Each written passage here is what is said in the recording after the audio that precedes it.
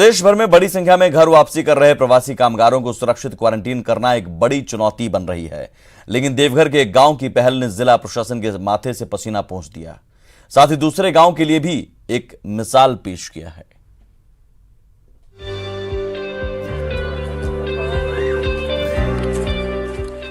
देवघर के 12 पंचायत का विश्वानी गांव आपसी सूझबूझ से कोरोना काल में एक मिसाल पेश कर रहा है। दरअसल दूसरे गांव की तरह विश्वानी गांव में भी गुजरात के सूरत से करीब 12 कामगार अपने घर लौटे, लेकिन यहां ग्रामीणों ने सूझबूझ दिखाते हुए सभी प्रवासियों को अपने घर की बजाय गांव में ही क्वारंटीन सेंटर बनाकर वहां ठहरा दिया। प्रवासियों के परिवार भी मानते हैं कि संक्रमण से बचाव के लिए यह कदम बेहद जरूरी था।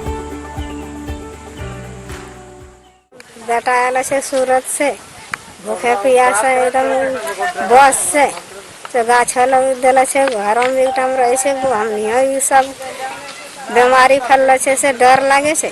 तब हम लोग मुखिया वगैरह मिल करके ऐसे ही इन लोग को बाहर में व्यवस्था की और फिर एक रूम खाली करवा करके यहाँ रखने का व्यवस्था किए हैं और ये लोग भी हम लोगों की बात को मान रहे हैं।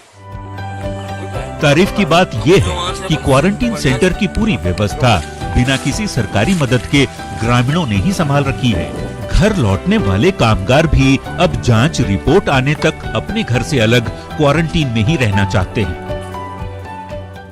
से आए हैं, इसके वजह से हम घर नहीं गए, हमारे बाल बच्चा भी है, इसके वजह से हम सोशल डिस्टेंस से इधर हम लोग बाहर में ही रहते हैं।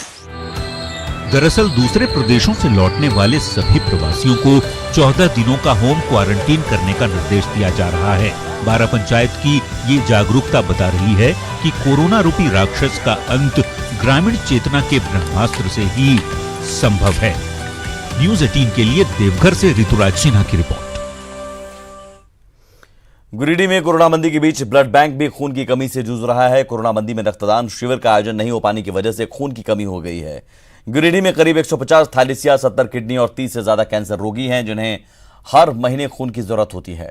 जरूरतमंदों को खून की कमी नहीं हो, इसके लिए लोगों को रक्तदान के लिए प्रेरित किया जा रहा है। 150 से ज्यादा बच्चे अभी गिरिडीह में हैं, जिसे हर 15 से 20 दिन के अंतराल में रक्त की आवश्यकता होती है। इसके अलावा 70 से 80 ऐसे पेशेंट हैं जो किडनी फेलियर के हैं, 40 से 45 कैंसर पीड़ित हैं।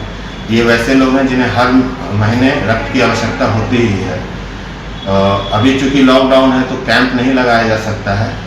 लॉकडाउन तो है, जिसके कारण कैंप नहीं हो पाई, जिसके कारण हमारा ब्लड का कमी हो रही है, जिससे मुझे खेद है। तो फिर प्रयास पूरे जो है रेड क्रॉस सोसाइटी का भी है, श्रेया क्लब के लोग हैं, रोटरी क्लब कपल के लोग हैं, उन लोगों ने भी पूरी मतलब जितने भी थैलेसीमिया बच्चे हमारे हैं उनको ब्लड करा रहे हैं। अभी तक हमारे ब्लड से कोई रिटर्न खाली नहीं गया है। लेकिन पहले की तुलना में भी क्या परेशानी हो रही है? अब परेशानी है कि लोग ज़्यादा से ज़्यादा मेहनत कर रहे हैं, लोगों को कन्विंस कर रहे हैं, लोगों को जागरूक कर रहे हैं।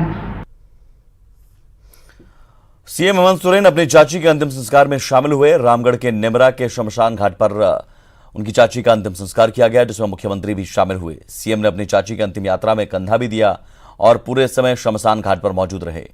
सीएम के अलावा उनके मंत्रिमंडल के साथी मिथिलेश ठाकुर भी मौजूद रहे। आज यहाँ हमारे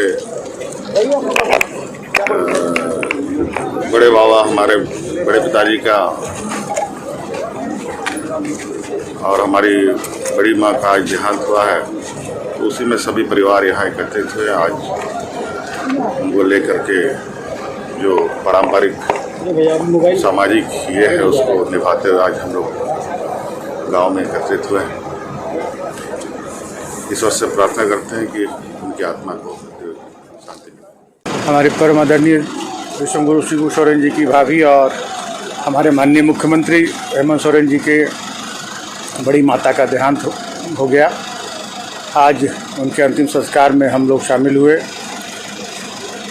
मौत चाहे जिस उम्र में हो, परिवार के लोग कभी नहीं चाहते हैं कि हमारे परिवार के सदस्य हमसे बिछड़े, लेकिन ऐसा प्रकृति का नियम है कि जो आया है उसे वापस जाना है और इसी क्रिया में आज उनका अंतिम संस्कार आज यहाँ पर किया गया।